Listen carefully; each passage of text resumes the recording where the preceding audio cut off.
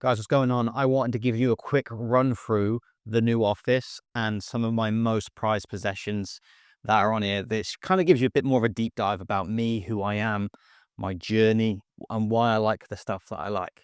So we'll start with something quite important, which is going to be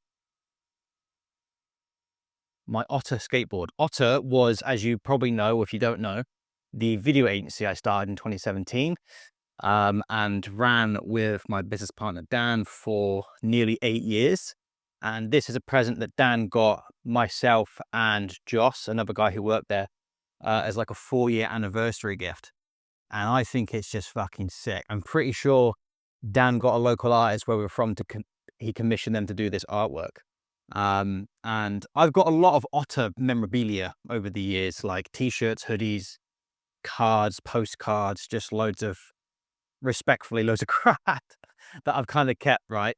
But this thing's really fucking cool because it's just a bit, I don't want to say it's different because, a lot of people have decks in their house for whatever reason, but I don't know, for me, this is just like a really cool reminder of what used to be my life. And it's like a nice homage to what used to be, like the Defender C200. We had ears because we were on a podcast. We did a lot of podcasts, podcast mic. Yeah, man, it was really cool. And like that sits very proudly up there now. So people who jump on calls with me or they have questions about what agency I used to run, it's right here. Go look them up. You'll probably like the shit that they're still doing. Hormozi, although I don't think he's the GOAT of marketing, that's probably someone more like Dan Kennedy who inspired Hormozi. I think Hormozi is one of the best authors when it comes to marketing for two reasons. One, I think it's because we're similar age ranges. I'm 30, going into 31 in March, and I think he's like 36, 37, or maybe a bit younger. So he's like 5 or 6 years older than me.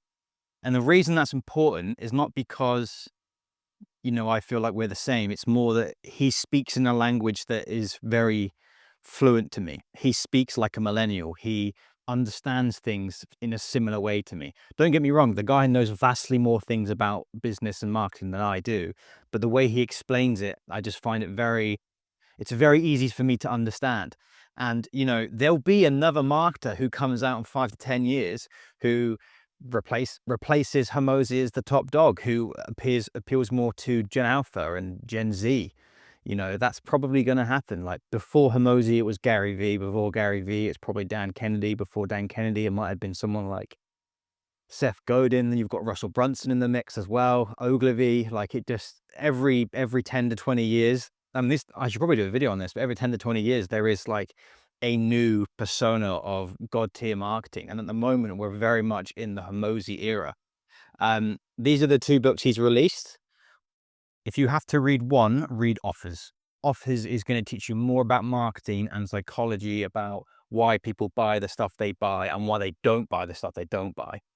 And there's no point having leads if your product's shit. Read this, and I promise you will learn a lot about marketing and offers and how to get better at just selling. If you want to expand on that more, I recommend, I think it's called a letter to sales by Dan Kennedy. A letter to sales, this one's really good. The Ultimate Sales Letter by Dan Kennedy. That's it. I'd recommend reading that one as well. But these are like two of my most pivotal business books. I've read a lot of business books in my time. These two are top 5. We have something that I don't really take too seriously because I think awards are kind of cringe. And, for a committee to decide that you win an award because of X, Y, and G, I think X, Y, and Z is kind of a lot of bullshit. 99% of awards, at least in the UK, are limited companies where they will, you've been enrolled, you've been selected, you've been shortlisted for this award. Come and spend £200-300 at a dinner to see if you win, right? And that's the gimmick. You go and you pay money to see if you win the award. And whether you win or not is irrelevant because they've gotten what they wanted out of you. Then you've bought tickets and they've made money. So I won Young Entrepreneur of the Year 2024. sorry, 2020 in the Southwest Business Community Awards, which on the surface of things is really fucking cool. And it was a really cool night. My missus and my business partner Dan at the time went out, had a sick night.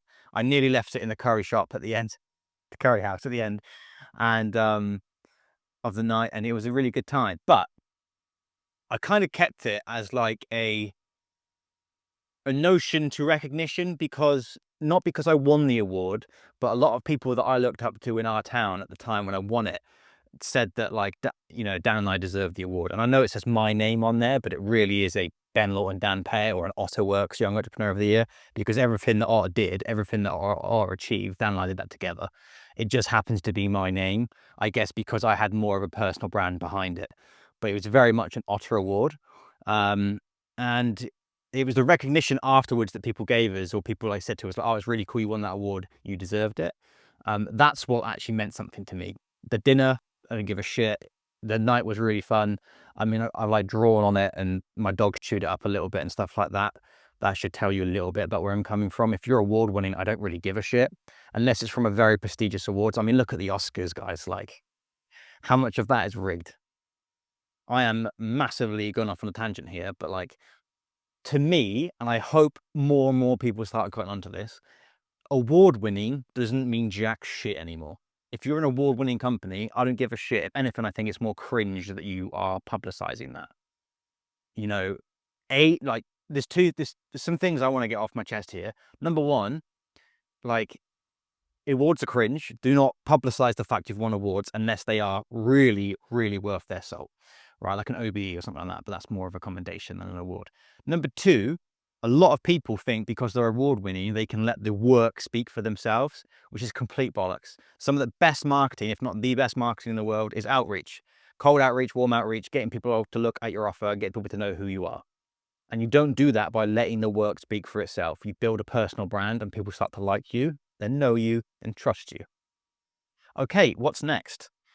Let me sort this tripod out. Another one that I really like, and I've hung it in my office. I've got a few of his pieces, David Shrigley. But this one I love in particular because it's a Noro Toro, I think it's called. It's the bull in Spain that gets the back of its neck cut. So it's always like that, and it has to fight, it has to charge. It's kind of forced into fighting.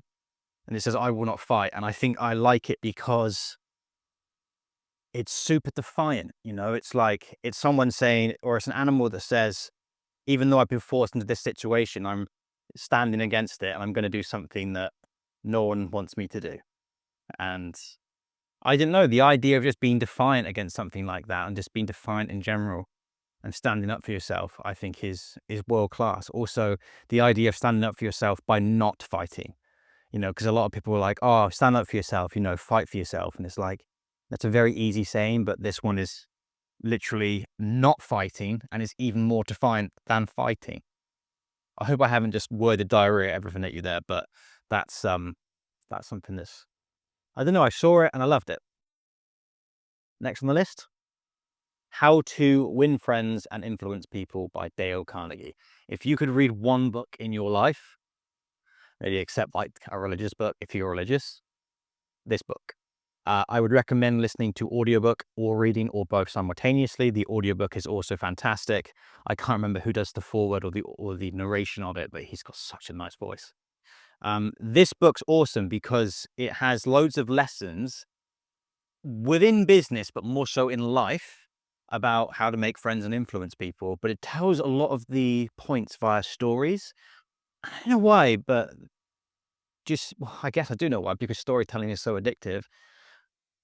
It's just, it goes in your head so much easier. Like, it's just, you know, you could read a book and learn everything in the context, but when you're reading these stories, not only are you learning what his principles are, but you're seeing them being used in action, and you're seeing them being used incorrectly in action. And it just gives you so much more insight into what he's trying to teach. And it's really, really cool. This is a book that Dan and I read really early on in our video career. And I would admit a lot of success to this book. Dan and I both would. So much so that we've got all of our employees, the ones who stayed long enough to read this book, because there's just so many good teachings. And I think it makes you a better human overall. Another good book that I love is The Lean Startup. This was given to me by a friend called Matt, by what's this guy's name again? Eric Ries. And it's a big book, although the text is quite big. Um, but it's really like, I think it was so popular because it was breaking the mold on business at the time when it came out in the early 2000s, 2010s, because it's all about, cutting, not so much cutting costs, but being very aware of your expenses. And some of the most successful companies in the world start super fucking lean, and then they turn into absolute machines later on because they've never invested or bought shit that wasn't going to help the company. Like, when you start a business, there's so many distractions of things you think you need or things that you want to buy. Like, at the moment, I'm like, oh, I need to get a DSLR again. I've got to spend $2,000 on Sony cameras. Like, actually, I'm filming this on an iPhone. It looks all right. It sounds all right. I've got Hollyland mics. Like, it's good enough for the content that it needs to be.